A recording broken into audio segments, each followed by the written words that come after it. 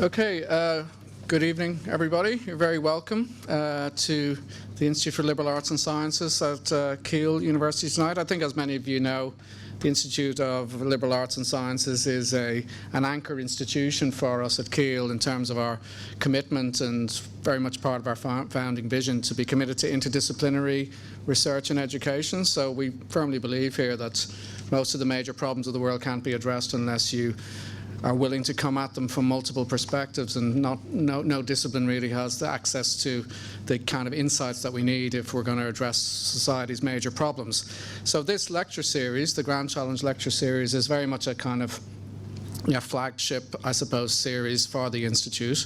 We invite leading scholars from around the world, really, to come and address some of the problems that we're facing in societies today. And delighted to welcome a good friend of mine, actually, Professor Nick Smith, who's Professor of Philosophy from Macquarie University in New South Wales, Australia. And he's here to provide us with the last of this year's Grand Challenge lectures. So I think, as many of you may know, this event was originally scheduled to take place a few weeks back in May, but Nick had an unfortunate football-related injury which delayed his flight back to us from Australia. So we're very pleased both that he could come back to Australia and also that you were able to reschedule and to be here tonight. And also welcome to Chris's brother and Chris and Liz and friend Ben. Very welcome here this evening.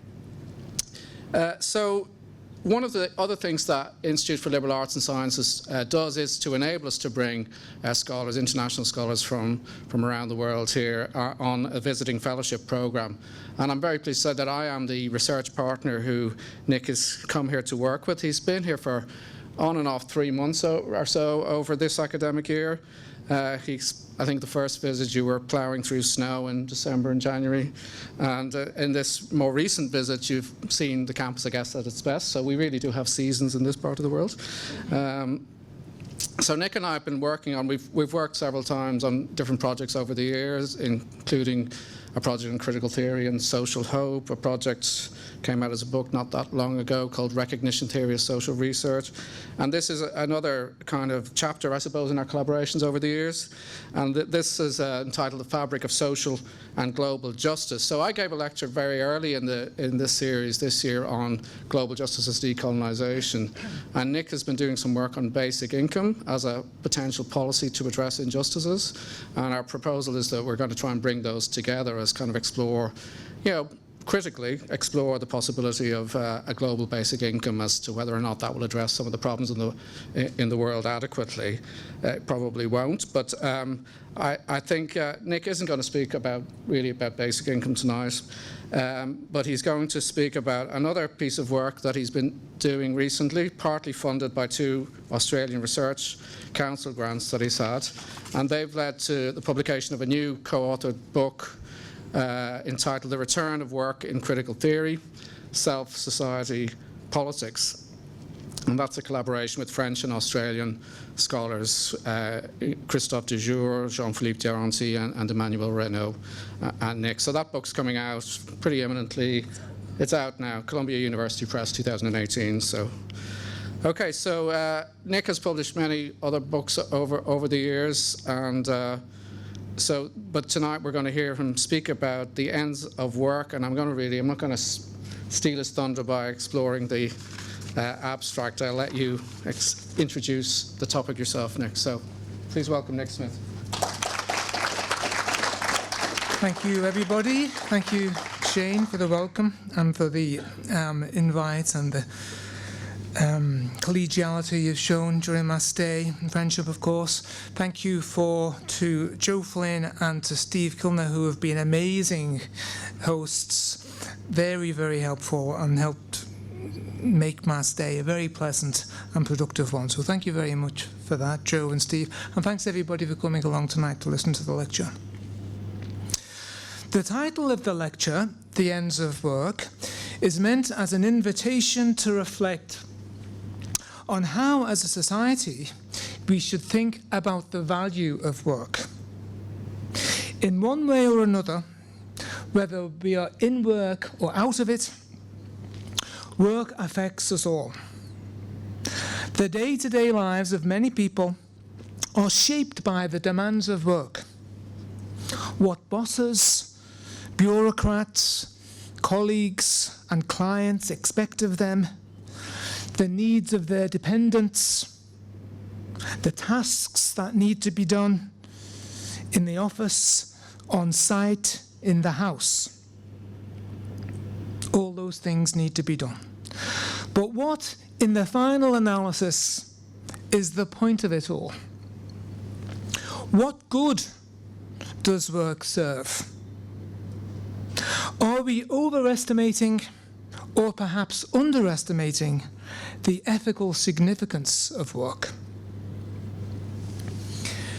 It's timely to ask such questions because we are in the midst of what I would call a malaise around work. By this, I mean a collective sense of unease about how things are going with work. There is widespread disgruntlement with the predominant culture of work, an increasing cynicism and resentment towards it, and a growing sense that the whole system of work is out of joint. Are such attitudes justified? Well, certainly they have some basis in reality.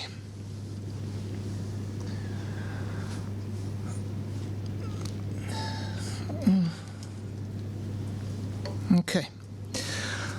First, much of the way we think about work is premised on the assumption that there is enough, or just enough, if only just enough, paid work to go around.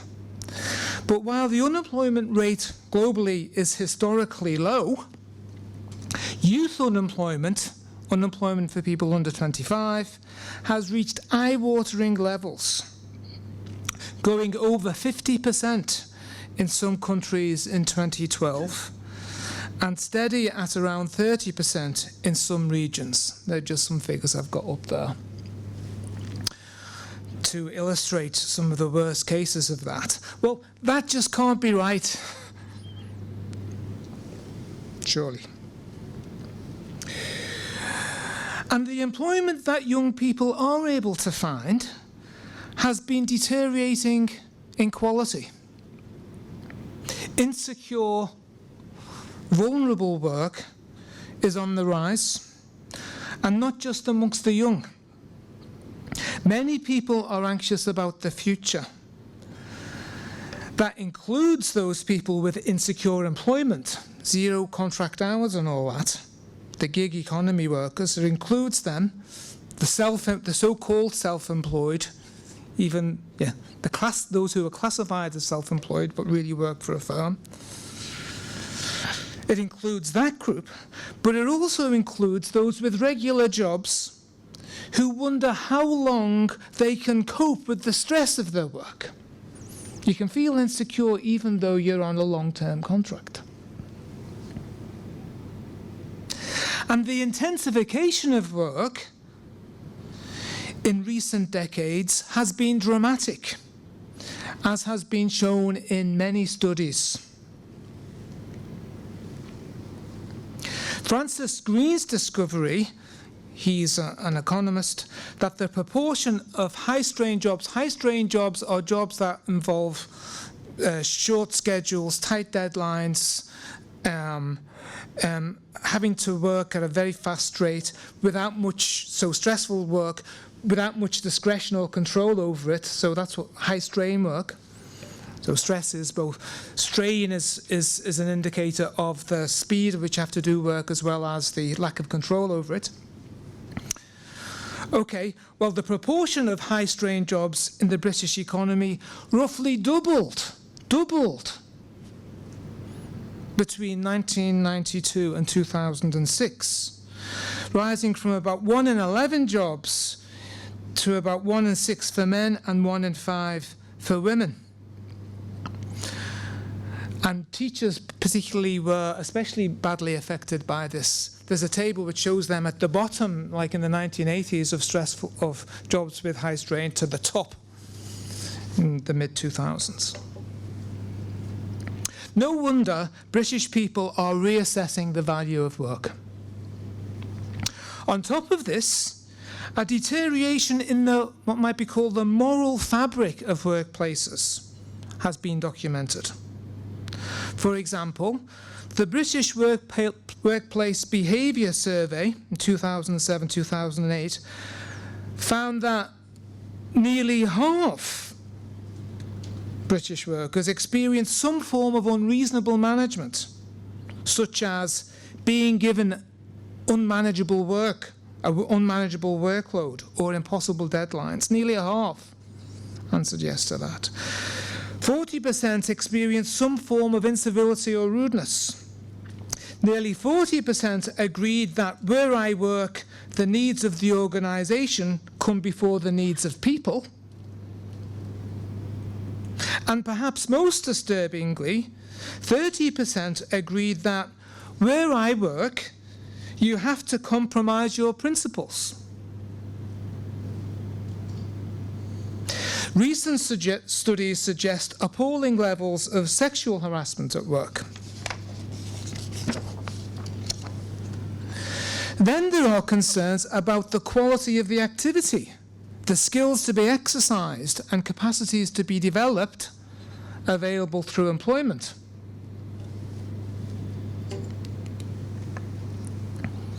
According to the 2010 European Working Conditions Survey, a quarter of European workers are not able to apply their own ideas at work. About a third learn nothing new at work. Nearly half have no complex tasks to do, and the same proportion have skill levels that don't match up with their duties. There is a very substantial minority of workers then who see themselves as either having no skillful work to do or as being without work that reflects their abilities. Together, studies of the kind I've just mentioned, and that's just a sample, I mean, there are many others, that's just a sample, we need to get on with the argument. They help to explain why discontent over work is rife. High levels of underemployment, especially amongst the young, the rise of insecure work, worries over work-life imbalance, the intensification of work and the culture of long working hours, disrespect experienced at work, and the lack of engaging, meaningful work all contribute to the current malaise. And of course, all this against the backdrop of wage stagnation and decline for many, and massive income inflation for a few. So, how should we be responding to this malaise? There are immediate practical problems to solve, but if the malaise is as deep as it appears to be, we may also need a new philosophical orientation for thinking about work. Something needs to be done, but how are we to frame the possibilities? How should we orient ourselves in relation to the challenges the malaise of work presents us with? One plausible answer is that we should be oriented by an idea of freedom. If we are to move forward from our malaise around work, if we are to think progressively about it, we need some idea of what work in a free society would look like.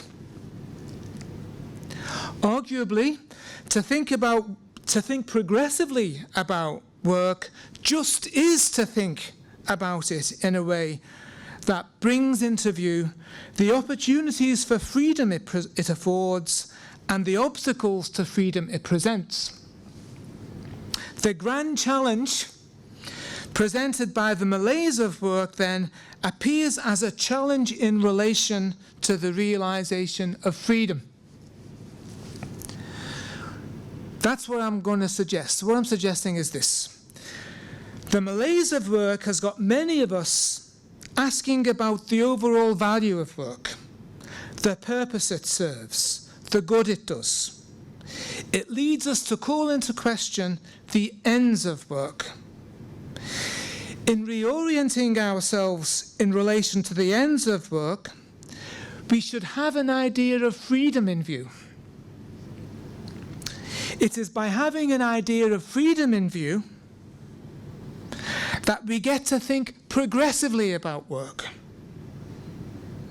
The question of how to move forward from our malaise around work can then be framed as a matter of how to bring the end of freedom closer. So, in the remainder of the lecture, I'll distinguish two ways of understanding what this might mean. That's to say, I'll outline two distinct philosophical standpoints. Standpoints oriented by the idea of freedom, from which to think progressively about work. The first, which is very popular today, is the post-work view. Although it has its attractions, I'll suggest it is not up to the challenge that the malaise of work presents us with. But this will only become apparent by comparing it with another view, an alternative view, a rival view of what work would mean in a free society that is better suited to this purpose. And that's what I'll look at in the final section of the lecture. First, though, the popular view, what really is the orthodox view amongst progressive thinkers about work, the post-work view.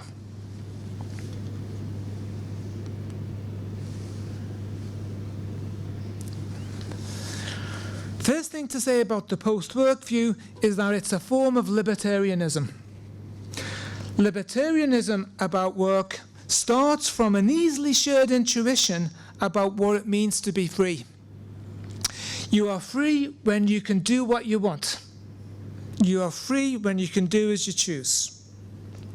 I'm free on this view if I'm at liberty to say no to some options and yes to others, and conversely, I'm unfree when I have no choice in the matter, when there is no choice to make or no options to choose from. Freedom on this view has no specific aim or end, other than whatever it is an individual wants to do, have, or be. Since I'm free on this view when no one stops me from doing, being, or having what I want, or coerces me into doing, being, or having something I don't want, this can be called a negative view of freedom. Freedom understood this way includes the freedom to choose and pursue a conception of the good life. It's important to include this because it's a sign of a free society that people do not live out the same conception of the good, but many. On this view, there's no fact of the matter when it comes to the good life, and left to themselves, given the choice, individuals will forge their own good for themselves. Libertarians are what we might call eudaimonic skeptics.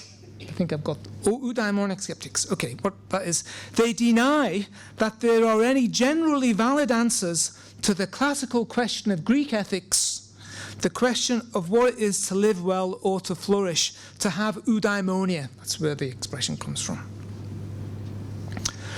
So it's up to each individual to decide for herself how to lead the good life.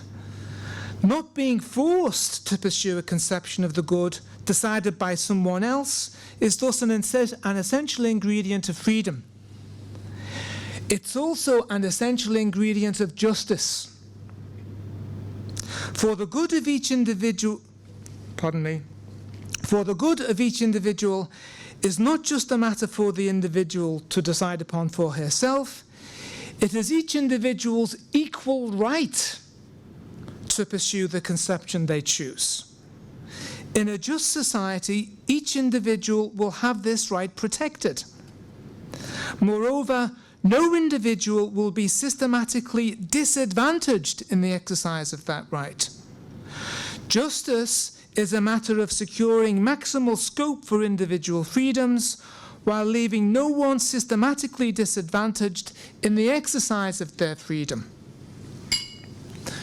If we take this standard of justice, of freedom and justice, and apply it to contemporary society, how does it fare? How does it look? Well, for the progressive libertarian, it looks very bad. And the main reason it looks very bad is the way in which work is distributed and rewarded. Let me explain why.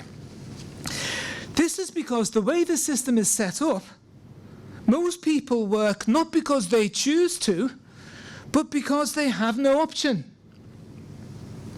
Work is a necessity for them, something they have to do in order to survive. If it were not for the wage that work brings, and the means of subsistence purchasing power gives access to, most people wouldn't do it, on this view. It's true that some jobs involve activity that's worth doing for its own sake, activity that some people would choose to do even if they weren't paid for it.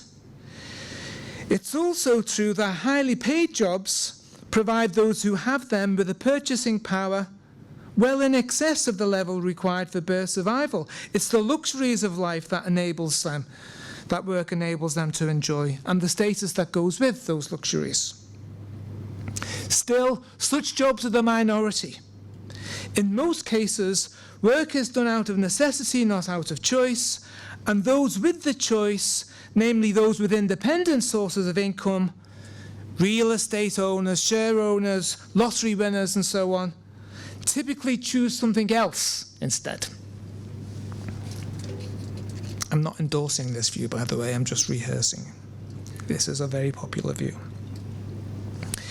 If we are serious about creating a free society, then, this is the way the post-work libertarian reasons, each individual should have a real chance or be granted the real freedom, as it's called in the literature, to enter the labour market or not. No one should ever be coerced into work.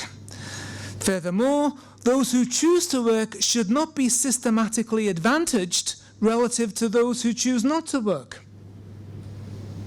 Recall that for the libertarian, no conception of the good is inherently higher or intrinsically more worthy of social support than another. So those whose conception of the good does not involve paid work are entitled to equal rights and an equal initial share of social resources as those whose conception of the good does involve working.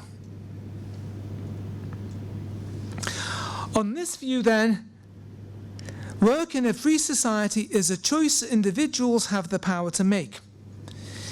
It is above all in exercising the power of choice that an individual can be said to be really free. Such a society is also fair or just in maximising freedom without bias towards any one conception of the good, which in relation to work means not only granting the freedom to work or not to all, but also non-discrimination between those who opt for work and those who don't in the social distribution of resources. What can be done to bring about such a society? The key measure for libertarians is the introduction of an unconditional basic income. I am more sceptical than the way she presented it before, but this is just one part of the argument. A reduction in the standard number of working hours is another popular demand. To those who complain that such measures are merely utopian, libertarians about work can point to the increasing pace of automation, to technological advances that can be expected at once to increase wealth and to wipe out the need for repetitive, unpleasant work. Those with an eye on technological developments can see a world without laborious work emerging on the horizon. And it's this horizon that should be orienting us in our thinking about how to think progressively about work. To sum up this then, libertarianism about work, this is the slide, thus combines first a negative conception of freedom with 2, eudaimonic skepticism, and 3, a rights-based commitment to distributive justice. And fourthly, there is a technological optimism that buffers it against the charge of mere utopianism.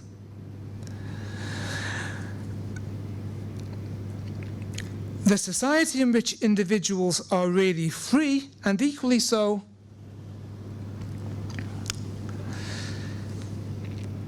is within reach, so long as 1, the proper distributive measures are in place around income, and 2, technology is allowed to develop and take the burden out of work. We can also expect there to be a demise in the work ethic, in the way people's identities are bound up with work, and that's a good thing. We should be encouraging that on this view. Now, this vision of work in a free society has become so popular, it would not be an exaggeration to call it the orthodoxy amongst progressives about work. So if you've read a book published by Verso, for example, on the future of work, you're bound to have come across this view. If you've bought a book on the future of work from a bestseller shelf in an airport, you will have come across this view. Recently, there's David Graeber's Bullshit Jobs book, might even be in the university bookshelf here. Rutger Bregman's Utopia for Realists. These are all post-work views. Certainly, if you've read any of The Guardian's many opinion pieces on the future of work by columnists such as Paul Mason and George Monbiot, you'll be familiar with the elements of the post-work view I've just described, and you may well be persuaded by their advocacy. Okay, so that article I was going to take you to on the Guardian's website is called "As Robots Take Our Jobs, We Need Something..." Oh, there we go. We need something else. I know what it is. Okay, so that, and he describes the measures that I've just been through. You can have a look at that for yourself. At the end there, I just wanted right at the end because that's where he talks about the need for automation and redistribution as the redistribution through a universal basic income. Okay.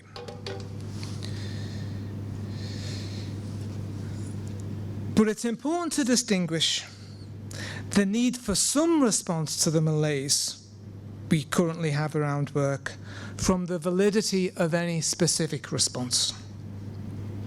We can agree with the post-work advocates that something needs to be done about the way things are with work, without necessarily endorsing the post-work advocacy itself.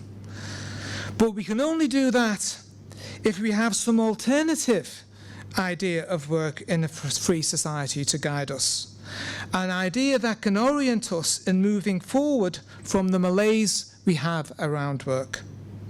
In the remainder of the lecture then, I'll sketch such an alternative standpoint for thinking progressively about work. So here's the alternative view. So the alternative I want to bring to the table is in the first place dissatisfied with the negative conception of freedom that we find in the libertarian post-work view. It's true that in many circumstances being free to do something means having a choice in the matter. But there are also circumstances in which it's not choice as such that makes for freedom, but the ability to identify with something or someone. To be unfree in such circumstances is to be at odds with oneself, to find oneself defined in an alien way, a way that one cannot embrace or take as one's own. A free person, by contrast, is someone who is at home in their world, even if they did not choose many of the things that make up this world. It is the fate of every human being, after all, to have their power of choice limited by some circumstance. The natural endowments they are born with, habits acquired in childhood, social forces that shape them through the course of their lives, personal tragedies, and so on.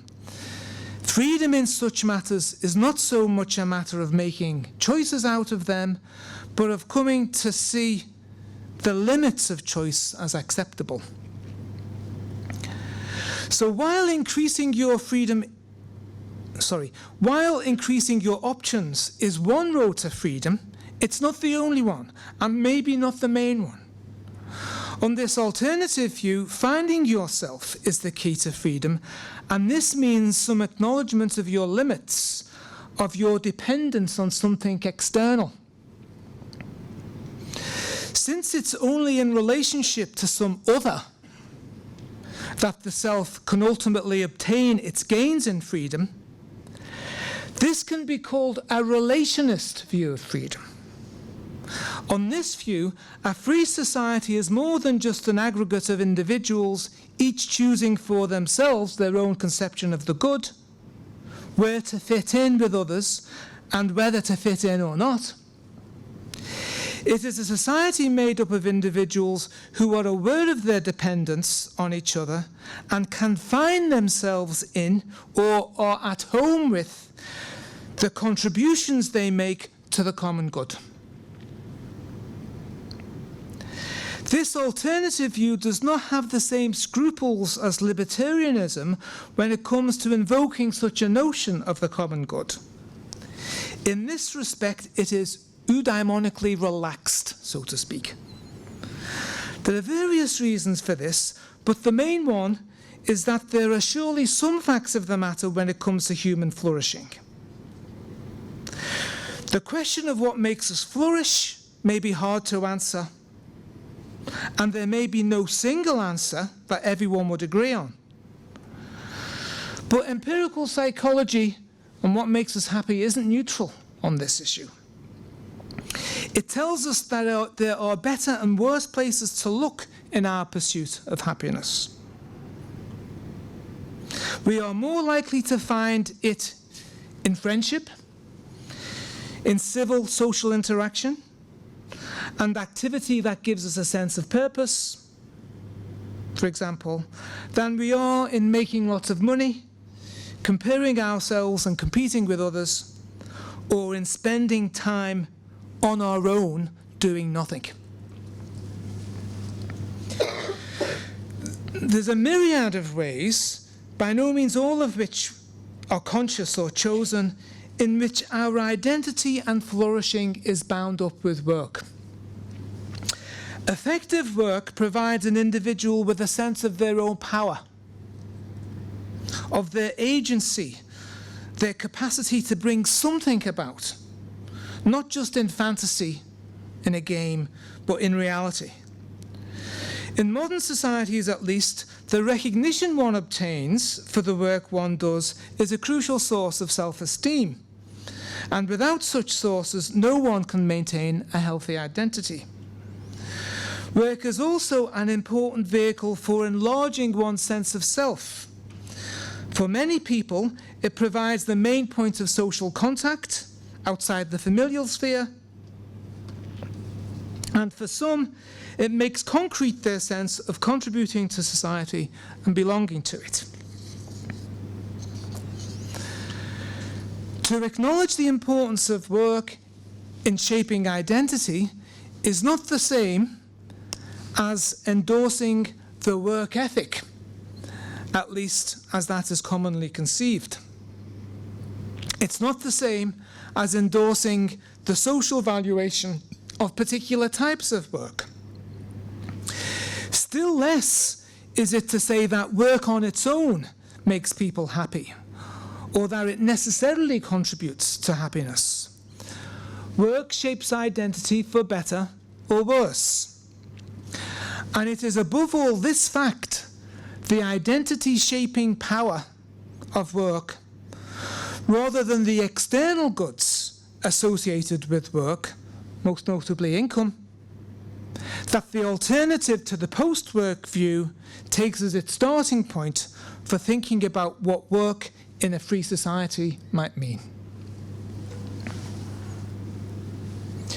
So, onto that. Given what we've just said about freedom, it follows that work in a free society will have the character of a contribution to society which the individual can consciously identify with or embrace. Work will be free in this sense if the worker is at home with it, or otherwise put, if the worker is able to find herself in her role as this contributor to society. The role of being a contributor or not in such a society will not be conceived as something to opt in or out of. Rather, it will be something the individual has a free relation to in being able to appropriate it uncoercedly or call it her own. So that's a big difference, I hope you can see, with the PostWork view. The freedom is not the freedom, or is not making the labour market optional. It is about being able to identify with the work that one does there. Not necessarily the labour market, but in current circumstances, that's what it would be in many cases. So, the practical challenge is to create conditions of work that make such a relation, that is to say, a free relation to one's work and being able to appropriate it or uncoercedly call it one's own, is available to everyone. For only in being available to everyone is embraceable contributive activity just as well as free. Technology has a role here, but it is not so prominent as it is in contemporary libertarianism about work. Of more significance is the culture that pervades working activity, and in particular the presence of democratic norms there.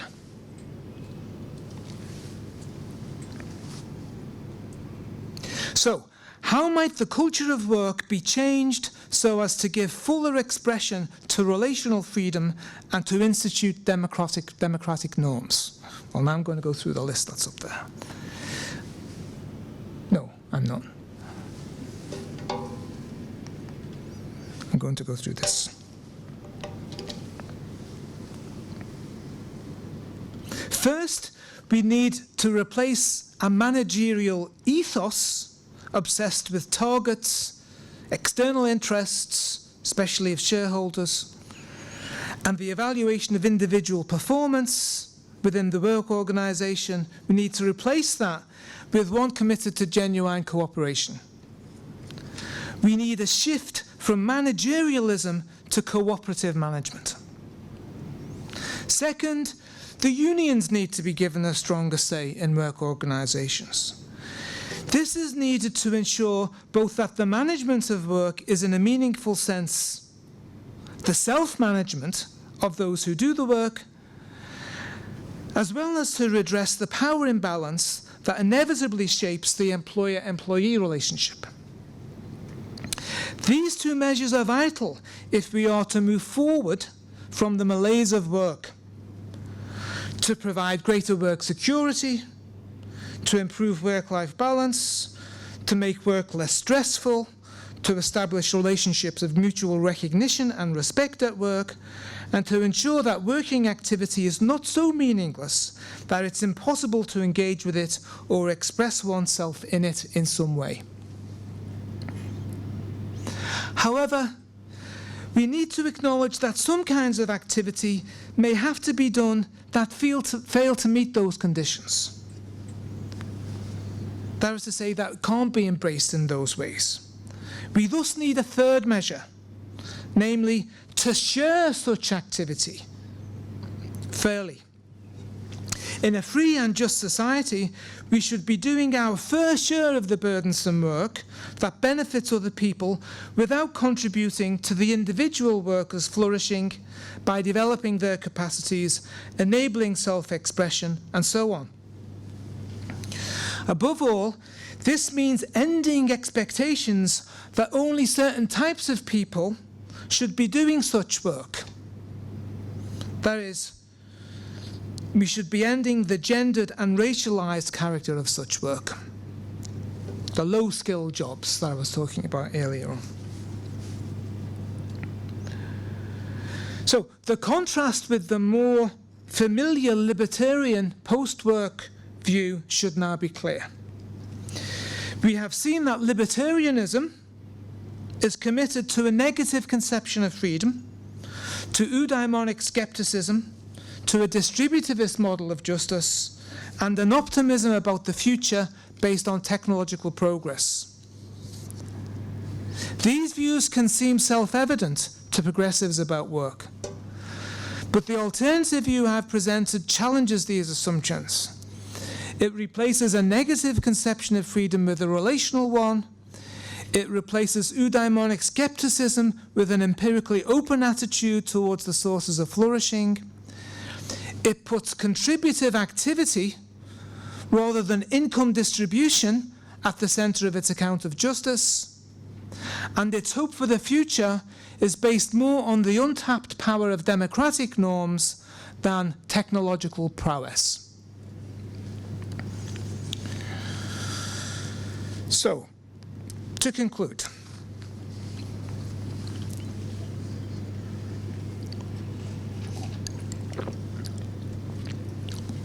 I began with a description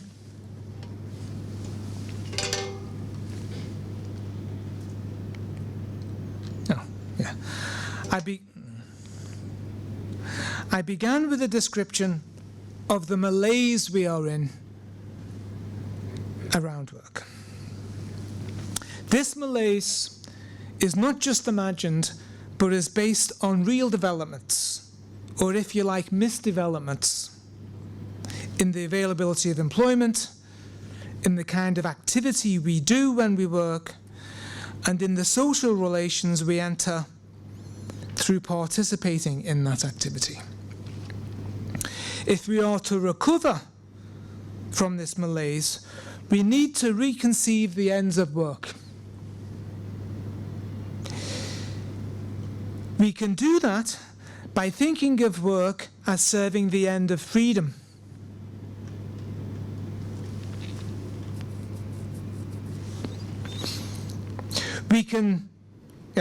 This is the way progressives about work will think.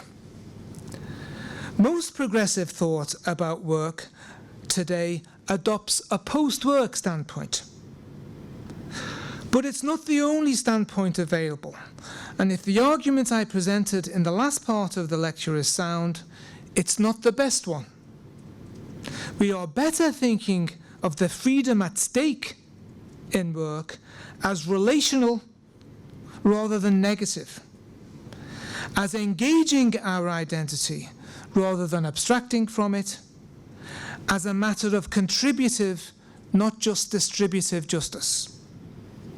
If we do that, our hopes for achieving freedom will be less tied to advances in technology, to what automation may one day do for us, to the redistribution of wealth through universal basic income and the demise of the work ethic, and it will be more tied to an ethical transformation of work, a transformation that would make work more cooperative, democratic, inclusive, and conducive to human flourishing.